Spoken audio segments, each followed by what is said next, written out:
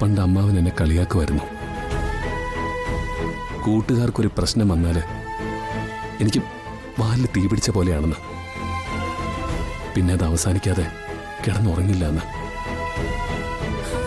ഇപ്പൊ ഏറ്റവും നല്ലൊരു ചങ്ങാതിക്ക് പ്രശ്നം വന്നപ്പോ എനിക്ക് മിണ്ടാൻ പറ്റുന്നില്ലല്ലോ.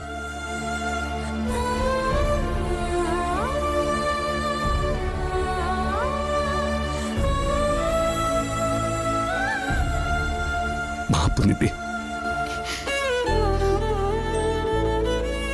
അതല്ലാതെ ഈ അവസ്ഥയിൽ നമ്മൾ എന്താ പരസ്പരം പറയുക, അല്ലേ? വീണു പോകുന്നവരെല്ലാവരും പറയുന്നൊരു വാക്കുണ്ട്, ലോകത്തിൽ ആർക്കും ഈ അവസ്ഥ വരാതിരിക്കട്ടെ എന്ന്.